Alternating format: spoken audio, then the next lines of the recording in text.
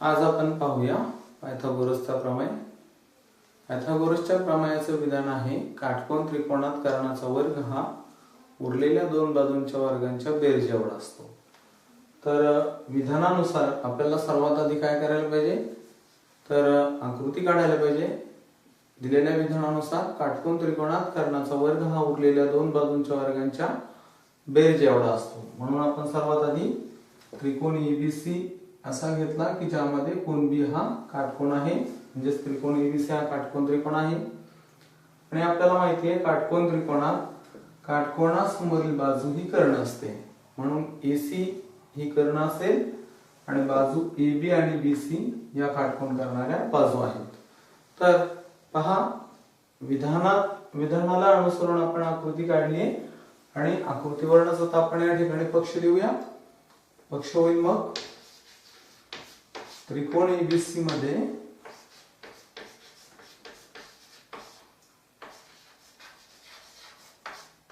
कोन ABC बरोबर 90 अंश, म्हणजेच त्रिकोण एबीसी हा काटकोन त्रिकोण आहे। हे आहे पक्ष। आता या ठिकाणी विधानावरून आपण साध्य लिहूया। विधानात सांगितलंय की काटकोन त्रिकोणात कर्णाचा वर्ग हा उरलेल्या दोन बाजूंच्या बेरज एवढा असतो हे दाखवा। आणि म्हणून या ठिकाणी कर्ण आहे एसी, तर त्याचा वर्ग एसी वर्ग बरोबर उरलेल्या दोन बाजू म्हणजे एबी आणि बीसी यांच्या वर्गांची बेरीज, हे समीकरण आपल्याला या ठिकाणी सिद्ध करायचे। आता या ठिकाणी लक्षात घ्या, कर्ण वर्ग बरोबर उरलेल्या दोन बाजूंच्या वर्गांची बेरीज हे समीकरण दाखवायचे। आणि हे समीकरण दाखवण्यासाठी आपल्याला या आकृतीमध्ये छोटीशी रचना करावी लागेल। रेषाखंड बीडी लंब कर्ण एसी आपण घेऊया। आपली रचना असेल प्रमेय सिद्ध करण्यासाठी केलेली। तर एक बीडी लंब एसी ही आहे रचना। तर रचना सुद्धा या ठिकाणी आपल्याला लिहावं लागेल। रचना तर एक बीडी लंब बाजू एसी अथवा कर्ण एसी काढला आणि त्यानंतर डी हा बिंदू ए व सी च्या दरम्यान आहे। हे दरम्यान आपण आता पहा, प्रमेयाची सिद्धता आपल्याला घ्यायची आणि सिद्धता घेत असताना आधी आपण आकृतीवरून सिद्धता कशी घ्यायची ते बघूया आणि नंतर सिद्धता लिहून काढू। आता या ठिकाणी पहा, रेषाखंड बीडी आपण एसी ला लंब घेतलेला आहे आणि यामुळे आपल्याला दोन त्रिकोण या शिरोलंबाच्या दोन बाजूंना तयार झालेले पाहायला मिळतात। त्रिकोण एडीबी हा पहिला त्रिकोण आहे आणि त्रिकोण बीडीसी हा दुसरा त्रिकोण आहे। हे दोन त्रिकोण बीडी रेषाखंड काढल्यामुळे तयार झालेले आहेत आणि त्याआधी आपण त्रिकोण ईबीसी हा घेतलेला आहे। असे एकूण तीन काटकोन त्रिकोण आकृतीमध्ये आपल्याला दिसत आहे। मग यापैकी शिरोलंबामुळे झालेला एक त्रिकोण आणि आधीचा त्रिकोण एबीसी अशा आपण दोन त्रिकोण घेऊया। सुरुवातीला त्रिकोण एडीबी आपण घेणार आणि त्रिकोण एबीसी घेणार। या दोन त्रिकोणांमध्ये या ठिकाणी कोन ए हा दोन्ही त्रिकोणांचा सामायिक कोन आपल्याला दिसतोय, म्हणजे या दोन्ही त्रिकोणांचे कोणांची एक जोडी कोन ए ही एकरूप आहे।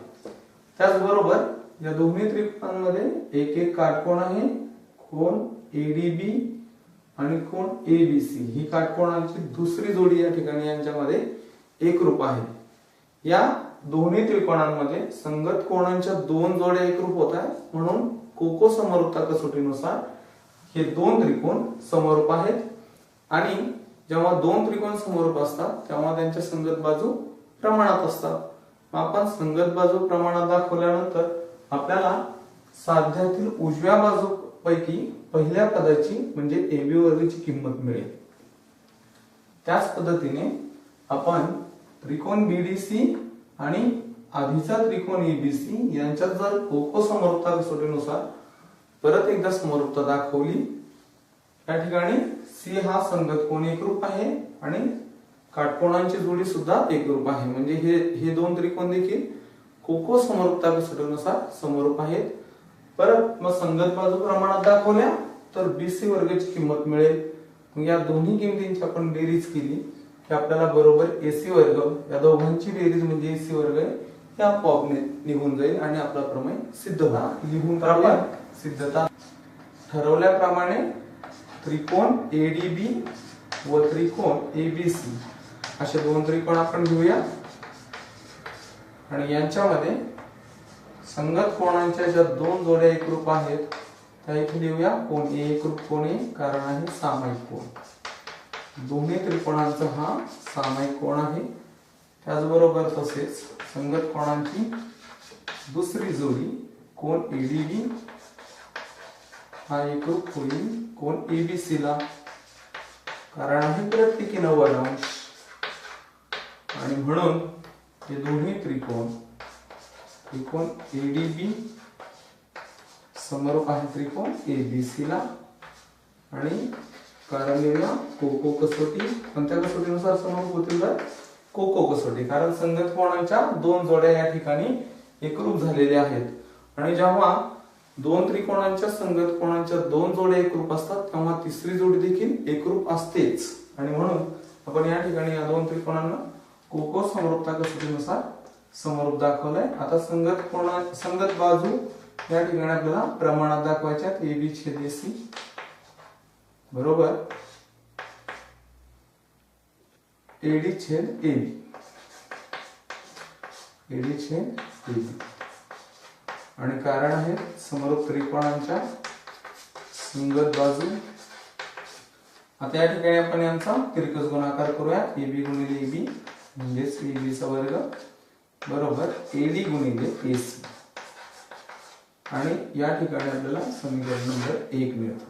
मग याचप्रमाणे तसेच त्रिकोणांची दुसरी जोडी कोणकोणती घेणार आहे तर शिरोलंबामुळे तयार झालेला दुसरा त्रिकोण BDC व त्रिकोण ABC मध्ये,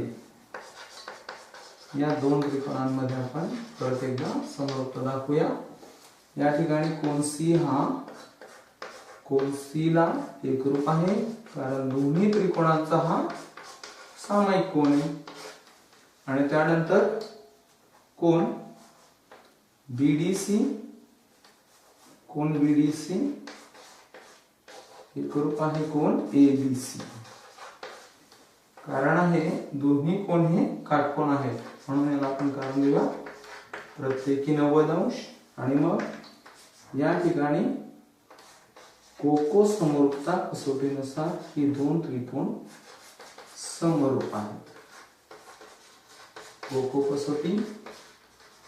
आता प्रमाणात त्रिकोणाची या ठिकाणी बघा संगत बाजू BC छेद BC ची संगत बाजू या ठिकाणी AC, BC छेद AC आणि बरोबर DC ची संगत बाजू परत BC म्हणून DC छेद BC.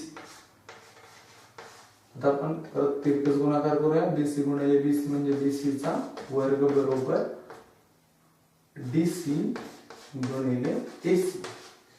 आणि याला आपण समीकरण 2 याला कारण देऊया संगत बाजू आणि याला समीकरण नंबर 2. आता समीकरण 1 व 2 ची बेरीज करूया. 1 व 2 ची बेरीज करू. आणि बेरीज करताना या ठिकाणी पहा डाव्या बाजूची बेरीज सर्वात आधी होईल. AB वर्ग अधिक AC वर्ग ही दोन्ही समीकरणांच्या डाव्या बाजूची बेरीज AB वर्ग अधिक BC वर्ग, AB वर्ग अधिक BC वर्ग ही दोन्ही समीकरणांच्या डाव्या बाजूची बेरीज बरोबर त्यांच्या उजव्या बाजूची बेरीज AD गुणिले AC अधिक BC गुणिले AC. आता उजव्या बाजूमध्ये आपण जर बघितलं तर या दोन पदांचा गुणाकार आणि या दोन पदांचा गुणाकार, यामध्ये आपल्याला AC हे सामायिक पद मिळतंय म्हणून AC ला आपण सामायिक घेऊया. आणि AC ने जर या प्रत्येक जोडीला भाग दिला, पहिल्या जोडीला भाग दिला तर आपल्याला AD हे पद मिळेल. आणि AC ने या दुसऱ्या जोडीला भाग दिला तर AC आणि AC कटून जाईल आणि DC हे पद मिळेल.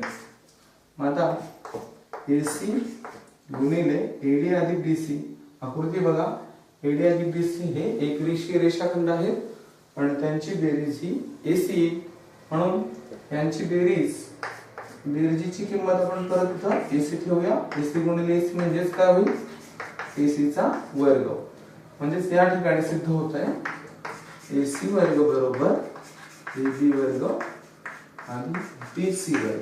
म्हणजेच काटकोन त्रिकोणात कर्णाचा वर्ग हा उरलेल्या दोन बाजूंच्या वर्गांच्या बेरजे एवढा असतो.